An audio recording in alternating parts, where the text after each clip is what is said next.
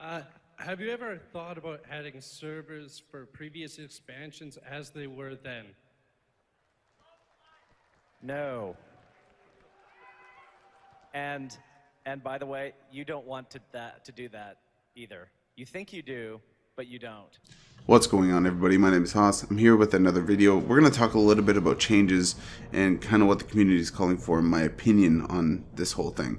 So let's talk a little bit about class changes. So I know everyone's calling for class changes, but the matter of the fact is, hybrid tax was the thing back then. Paladins didn't tank because they didn't have a taunt. They weren't viable. Things like that. And those are the things that really made the vanilla experience vanilla. If Paladins did tank, then if anyone remembers that Paladin way back in vanilla, I can't remember their name, but they always used to make videos of them tanking. They wouldn't be famous. They wouldn't be, every Paladin that played in vanilla wouldn't know their name. You know what I mean? It wouldn't be a thing. It could have changed Leroy Jenkins at the end of the day. Just so many things that you're talking about, but we're really dancing with the devil. This is the butterfly effect, but in hyperdrive. If anything changes in the vanilla experience, it could cascade and ruin the game. The next thing I'm going to talk about is the PvP system. I understand that, a lot of high-end streamers such as Soda Popping are calling for some sort of PvP overhaul.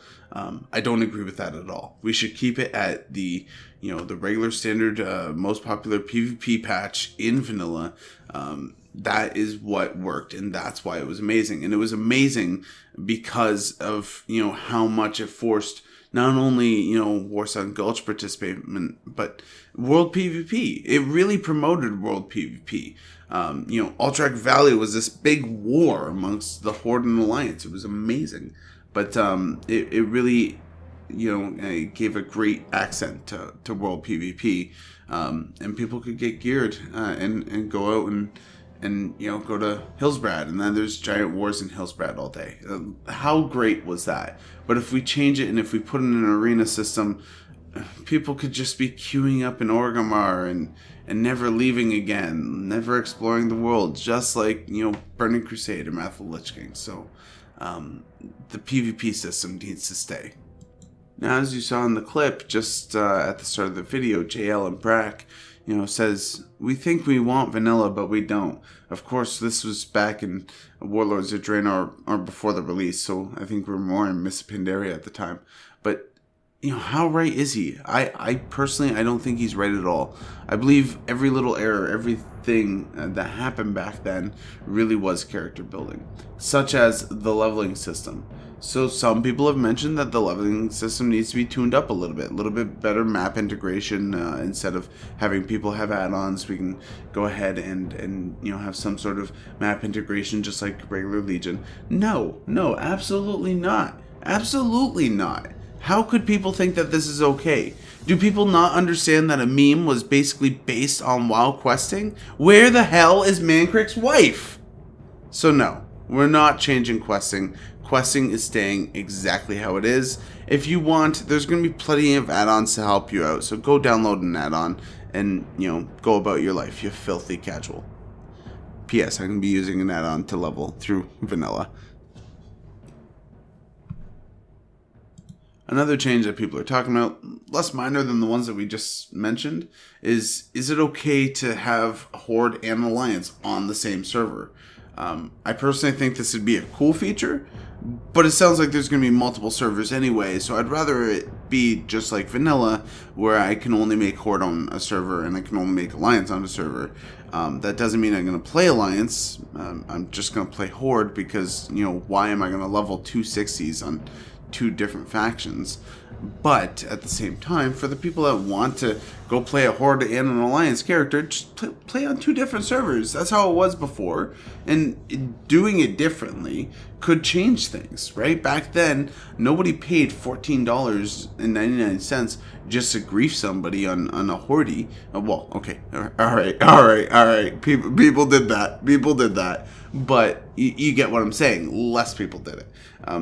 Opening it up and saying, yeah, you can make a Horde and Alliance on the same server. It just allows for another chip away at that vanilla experience again.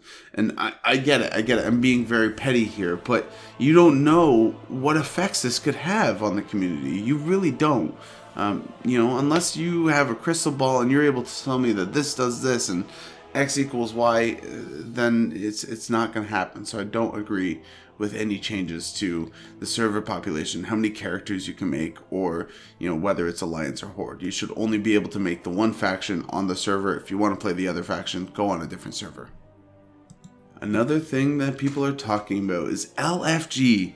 LFG? Are you kidding? This is even worse than the questing about Mancrick's wife. This is worse than that. You're actually asking for LFG? Really? I don't think anyone remembers. See, the people asking for LFG, and same with J. Allen Brack in this clip. Remember when you had to spam cities and say, need a tank during the Burning Crusade days? You don't remember that because now you just push a button that says go to the dungeon. The people asking for LFG and J. Allen Brack don't understand what actually was forced on them back in the day with that. They were forced to build community, right? When I'm on, like I said in the last video, or one of the videos, I'm not sure which one, I've played on a private server, and when people message me, we build communities out of that. I get invited to guilds, they add me to their friends lists. I tank for them a lot more, and that's just how you build a community. If you want a tank, instead of slash-hooing and whispering tanks or waiting in trade chat for 2 hours, go out and find a tank. Make friends with a tank that wants to tank dungeons, and then every time they're logged on, make a group. That's what you need to do, and that's community. Bringing LFG is just going to bring this antisocial, introverted, thing that they have. It's you queue up and you don't say anything to anybody. It's the most antisocial thing in the world. The best thing that World of Warcraft did was bringing back the pre-made lookups, and the fact that Mythics and Mythic Pluses can't be made through LFG. It's still bad because it's still a shitty system, but it's a little bit better because it forces conversation. I hate to get all you little kids out and conversating with other people, but that's how the real world works. Deal with it. World of Warcraft back in my day, back when I was a kid, back when I was 16 years old, World of Warcraft taught me how to lead. World of Warcraft taught me how to be sociable. I was just a shy little kid when I was in high school, but World of Warcraft brought me out of my shell. I became a guild leader and a raid leader, and I became a damn good one. And here I am. I'm open. I can talk to anybody. I work at a job where I talk to 12 people at any given time for an entire month. This is my life now, and I have World of Warcraft and not having the LFG system back in vanilla to thank for that. So thank you. I guess my ending note, because I'm not going to talk about any other changes, I'm not going to bring any more rants. I think you get my point. Any changes that we should have, because like I said, there are changes that are going to be inevitable, like Twitch TV, people are going to be streaming the game, Battle.net integration, that's going to happen.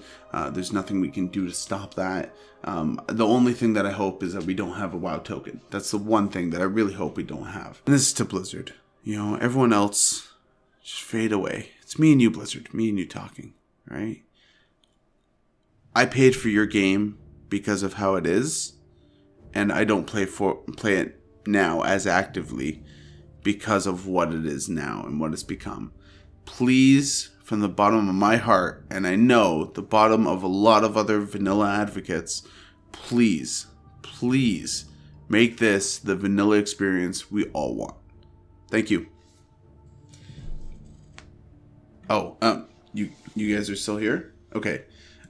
First off, thank you for watching my videos. You guys have been great. Especially you guys have been commenting on my latest videos. You guys are awesome. Just go ahead and drop a subscribe on the channel. If there are going to be news for vanilla, it's definitely going to be here on this channel. Additionally, I'd just like to give a shout out to J&D, one of the commenters of over the last couple of videos actually.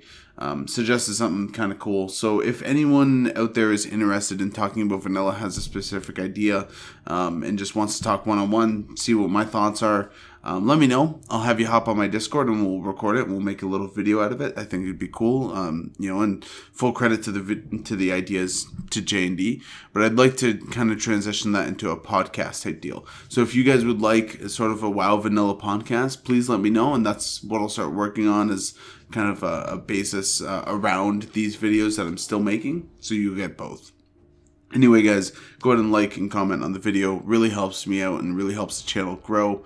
And definitely hit the subscribe button so you get to see the next videos coming out. All right, everybody. See you later. Peace.